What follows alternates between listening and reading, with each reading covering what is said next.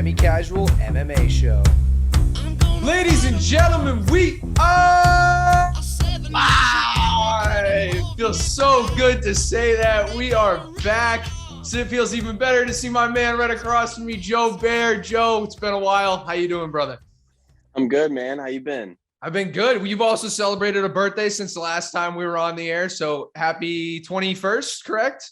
Thank you. Yeah, finally legal. I know. I'm sure you had your first drink when you were 21, right? Yes, Yeah. I did. There we go. Yeah, there's been a lot of good stuff happening, especially for Boston fans out there. We get the Celtics in the championship. Hell of a game last night. What a fourth quarter. We really brought it to them. I know you're panicking right now because they're looking good.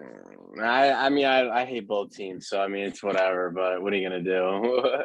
Hey, well, I hope I can get you on my side at least for this one series for anything else. But all right, why don't we jump into it since it has been so long since the last time you and I talked? Why don't we start off with what has been the biggest moment in the last 2 months for you that's happened in the octagon or in the sport of MMA? Man, I mean, I'll be honest with you. The cards have been very, I wouldn't say disappointing, but they've been very lackluster.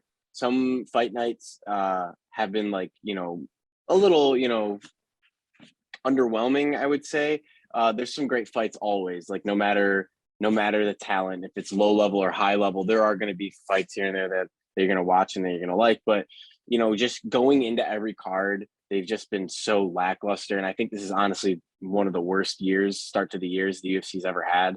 I mean, there's good fights here and there, but I mean, for example, this weekend, no disrespect, but like, why is Felice Herring and Kovacevic still in the UFC? And why are they fighting? Like, it's just, I don't know what's going on. It's a bummer. I'm not going to say it's killing the sport. I'm not going to go as far as to say that, but I mean, it's really like deflating, week in and week out that we're getting these lackluster cards. I'd rather take the quality over quantity, but I guess that's just me.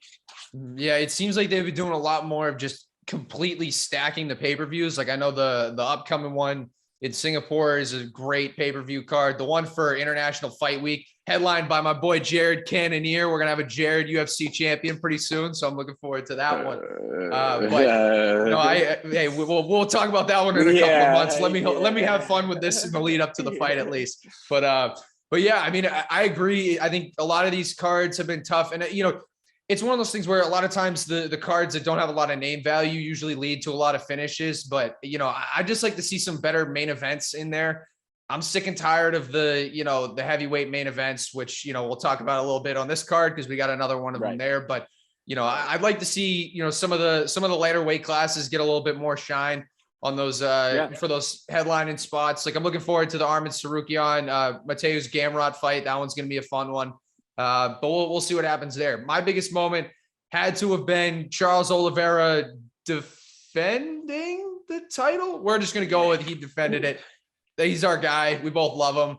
And, it was that what an amazing performance by him. I cannot believe that Islam Makhachev is like a minus 400 favorite against this guy because he just seems we'll be hammering that Oliveira money line.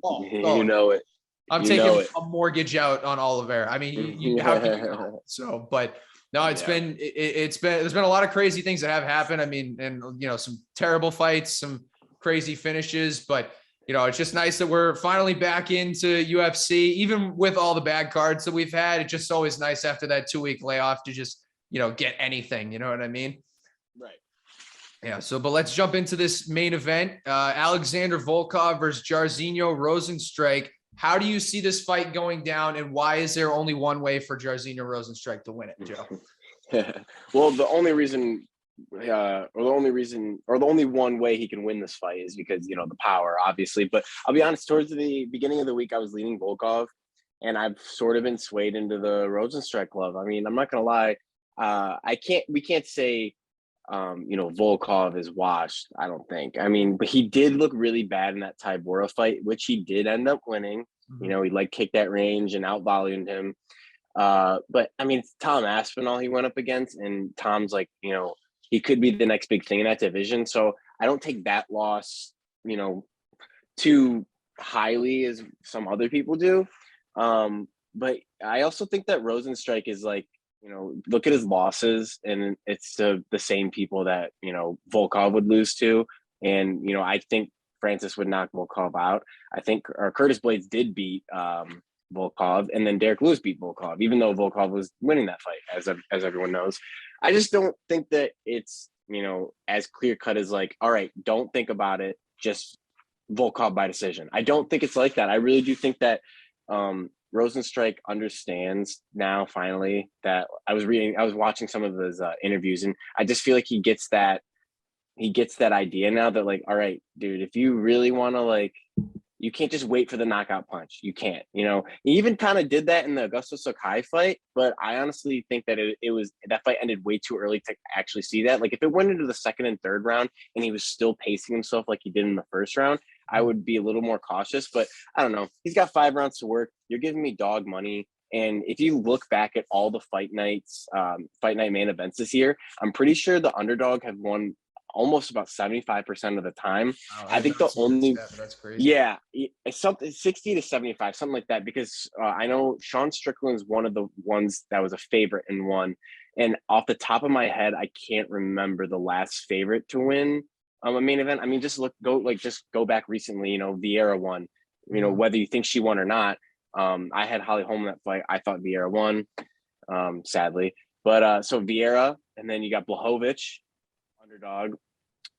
Just some other Chito Vera. Yeah, Chito Vera. At the beginning of the year, you had Calvin Kattar, your boy. You cashed on him.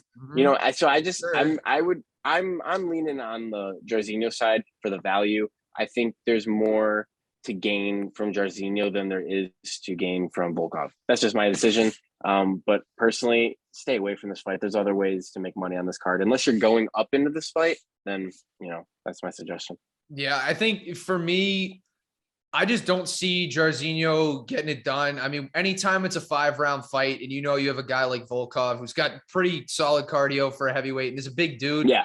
I just think that, if Rozenstruik tries to look for that knockout too early in the fight and like the later rounds, he's just going to get, sat on top of by Volkov most likely. And I just don't, without him landing that punch, I just don't see him getting it. That being said, Volkov has a tendency to be a little bit chinny at times, not too much, but I mean, when you're going up against a guy that hits as hard as Rozenstruik, all it takes is one to hit your chin or to hit your temple, and you're getting wobbled at the very least. So we'll see what's going to happen. I think that this is still too big of a stage for Jairzinho, especially at 5 rounds. I think if it was a 3-round fight, I'd favor him more, but I just think if it gets into that 5th round, we're not going to see him knock, Volkov out in the last 10 seconds like he did Alistair Overeem. So, that was a one-time thing. It was great, a hell of a finish, a hell of a way to come back in that fight. But, I just don't think he's going to have that against Volkov here, but we'll see. Yeah. Luckily, we do have a great co-main event on this card between 2 very solid featherweights, Dan Ige and Movsar Evloev.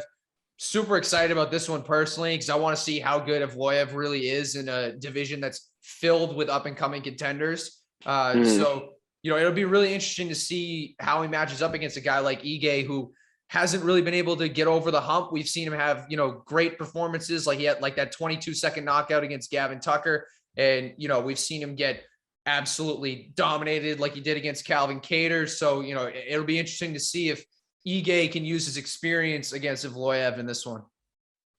Yeah, personally, I think Ige's kind of fallen into that gatekeeper role. I mean, just think about, he had that moment with Gavin Tucker. Gavin Tucker was on the rise, but then he goes on to face the Korean Zombie, and Korean Zombie out wrestles him to a victory. And I don't think anyone predicted that to happen. I believe Ige was the favorite in that fight too, which is pretty bizarre to me.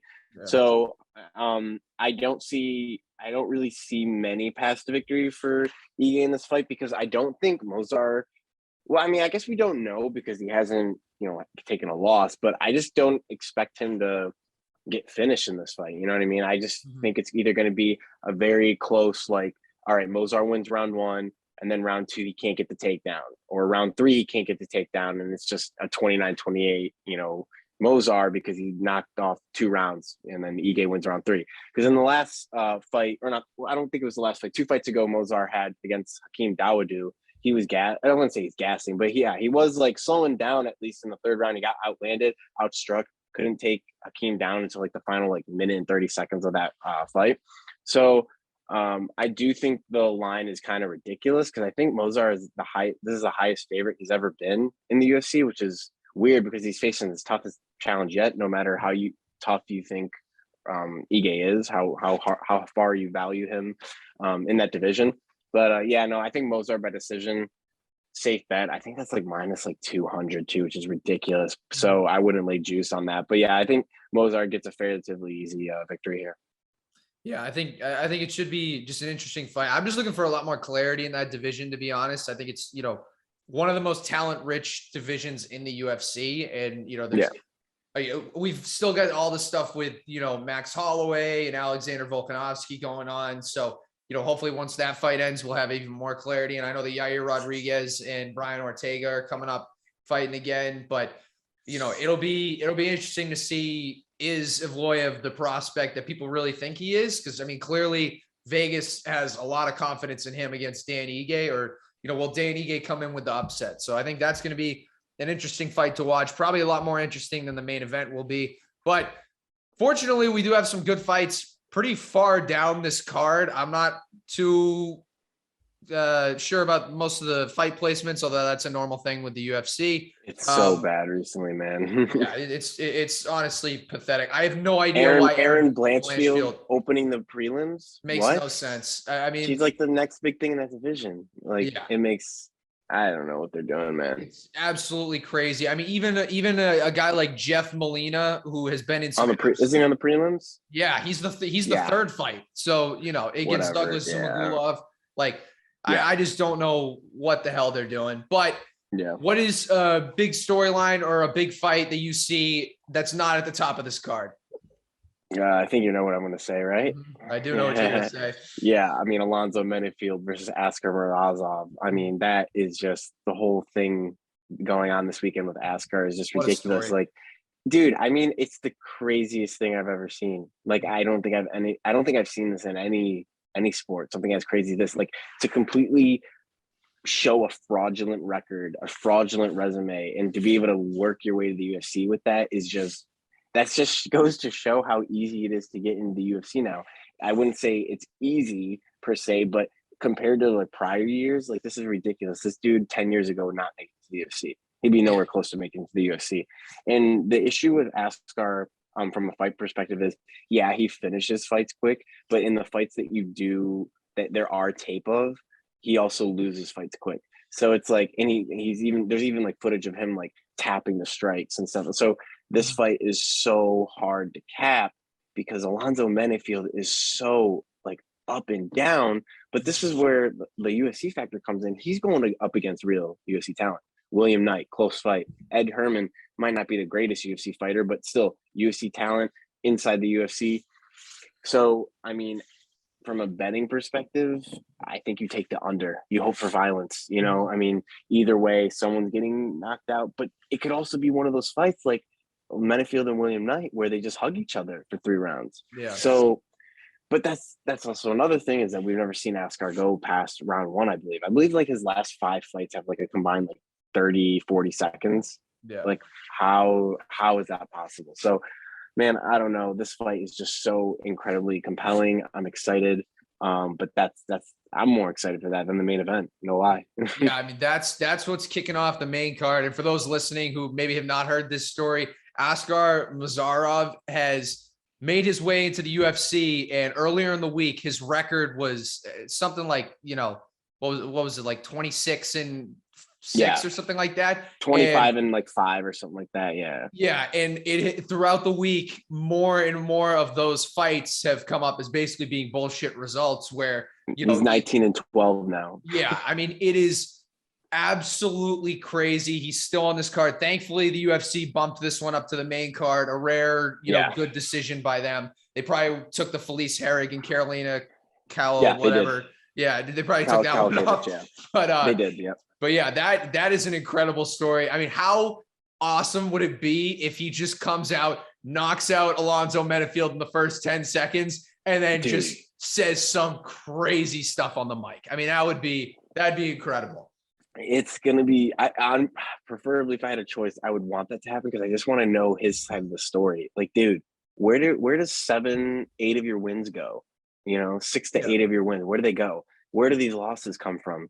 What promotions were you fighting in? Like, it's just I would love to know more about the story. So yeah, I mean, it's gonna be a very interesting fight. But if I'm Alonzo Menifield, he's got a good corner. But what I've heard recently is that he usually trains with Say Sayud, who's a great coach, but apparently he's been training with Pat Barry this week, or not this week, for this camp, and Pat Barry's going to be in his corner. So I don't know. I don't know what to expect. I feel like Say Sayud will be able to overrule him because Trevor Whitman is like a very quiet, coach, I would say, compared to others. So I think that he won't. I think Safe won't let Pat like kind of, coach too much. Well, let's hope that he doesn't do what he did with Rose Namajunas and just say, let's just walk around. You hear those boos? That means you're doing the right thing. No, I want none of that. Yeah. I want strictly violence for this fight. I don't want to see it go more than 2 minutes. I love chaos. Yeah, me too. Yeah, Menifield should just go in there and bum rush him, to be honest with you. Yeah. I think he'd have a better chance. Just get you don't get paid by the hour. Just knock him out in the first, 30 seconds. You probably can. And then he can probably get a quick turnaround too. Exactly. So yeah, it's going to be a fun fight. Definitely sitting down and getting all my friends to sit down with me for that one. Yeah, that one's going to be great. The fight that I'm looking forward to on the prelims the most, besides the Jeff Molina, Douglas Zumagulov fight, that one's going to be a banger. Shout out to Jeff Molina. Yeah, good fight. Is Damon Jackson coming back into action against Daniel Argueta. I love Damon Jackson, man. Oh, he's one of my favorites in the UFC. He's been on an absolute tear. His only loss was to Ilya Taporia, which is like, can't knock him. Everyone loses to Ilya Taporia.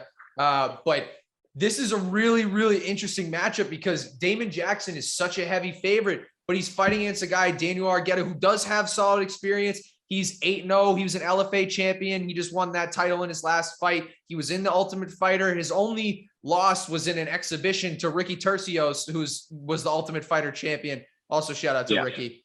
He just got a fight booked. I'm so excited to. Did he really? I was just about to say, when is he going to fight? He did. I think I forget who he's fighting, but I think he comes back in either late July or early August, if I want to say. I'll check into that. Thank God, because he had quite the layoff. I wonder if he had like an injury or something like that, but that guy's awesome. But either way, his fight, if for anyone who hasn't seen the fight between Ricky Tercios and Daniel Argueta, go back and rewatch that because that was incredible. Just an amazing performance by both of those guys. And I mean, Ricky Tercios is just something else. You're going to have to go into deep waters when you're fighting him. But Daniel Argueta got in there, man, and he was scrapping with him that whole time. And honestly, if he had gotten the decision there, he might have been the one to run the table in that bantamweight tournament. So, they're fighting up at featherweight this time around.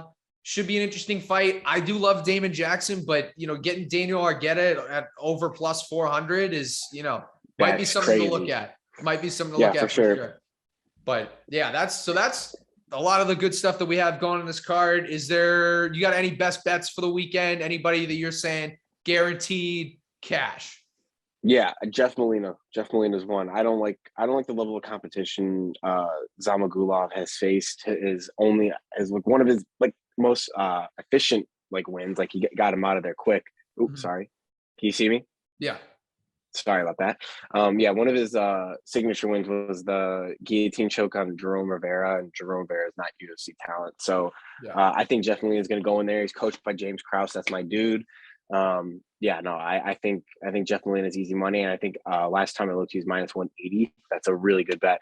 But I got 2 dogs this week. All right, hear me out. The first one is Munoz Jr. against Tony Gravely. I always fade Tony Gravely. I always do. I think how many fights is he in the UFC? I think I'm 3-2 against fading him, but I'm up because he's been like the favorite almost every time. So the last time it was Simone Oliveira. He beat him there. Bad beat, whatever. But then the Nate Maness fight, that was great. I was so excited for that, because Tony Gravely was piecing him up in the first round. Maness came out and knocked him out in the second. And in this one, I think if Munoz Jr. can survive the first 3 or so minutes, he'll be able to get into a position where either he's going to be on his back, like Gravely will be on top and Munoz will be on his back and he finds a submission, or vice versa. Munoz will be able to get to his back and find the rear naked choke, because Gravely is not really good at defending submissions. He's had a hard time doing that. He says that he's been training it. He's over at ATT now, but there's so many fighters at ATT, man. Like, it's kind of hard to really get, like, coaches to really focus on you there. So I'm going to take the dog shot on Munoz Jr. I think it was plus 115. I like that. Now, here's the kicker, though. The second one I got. I'm taking Andreas Michailidis this week. Plus I think 35 was the last time I got him. Yeah, I'm taking Michailidis this week. Yeah, you're going to need to have quite the explanation on this one. I think Michailidis is gonna get it done this week. I don't like this I don't want to butcher his name. Fakhretdinov. He's faced scrubs, man, and Michailidis hasn't had the greatest competition in terms of, who he's beaten in the UFC. He's only beaten KB Bular, who's not UFC caliber. But listen, you can't take much of the Pereira fight. He did look good in that first round, even though some people say call it boring, whatever you want. He was controlling him. He was doing what he had to do to win that round. I just feel like in this type of situation, he's moving down to welterweight. It's either going to burn him or it's going to, be the best thing ever for him. So I'm taking the risk. I mean, plus 235 is just ridiculous, man. And I just think that there are going to be way too many people playing that other side. And this is how I value fights is, when there is so many people on that one side, when they're unproven, you know what I mean? So, like, obviously, like Valentina, in the past, Amanda Nunes, I would even say Blanchfield and Damon Jackson this weekend. Like, I wouldn't fade them, but you're talking about a guy who's making his UFC debut, who's faced lesser competition on the regional scene. Take the risk. I'm taking it. Andreas Michailidis money line this week. He's fighting for his job. Give me that. I'll take it. I think that there's absolutely no way that this happens. I mean, I know you remember how he looked after he fought Alex Pereira. Yeah.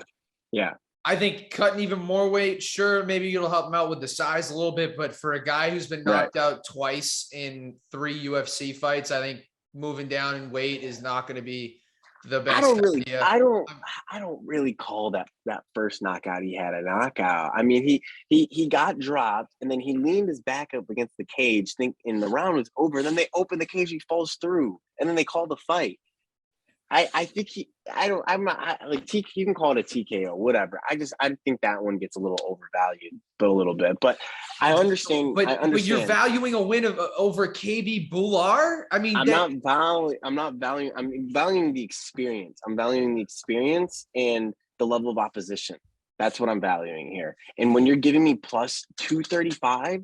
Like, if this was under 2-1, I would not take it. I would not take it. That's fair. But this is the same thing that I did a couple weeks ago, or not a couple weeks ago, about a month ago on the last pay-per-view with CJ Vergara versus Kletzen Rodriguez. Why was Kletzen Rodriguez a minus 300 favorite? Mm-hmm. Like, why? Like, this is how I value these fights. You can't always look at like, oh, he's got no shot at winning, or he's for sure gonna win.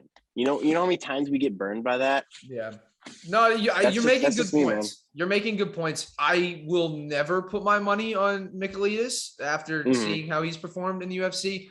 I think that he will no longer be in the UFC after this weekend. Who knows? Maybe this Russian. I mean, I hate rooting for Russians out of principle, but I think just on this time around, sure, he's fought better competition. Sure, he's fighting a guy who's in his UFC debut, but he's just not good, man. Like, he's not, he's not a good fighter. I don't think I'm gonna put any money on this. Like, I certainly wouldn't be using that guy as a parlay piece. Because I'm not using it.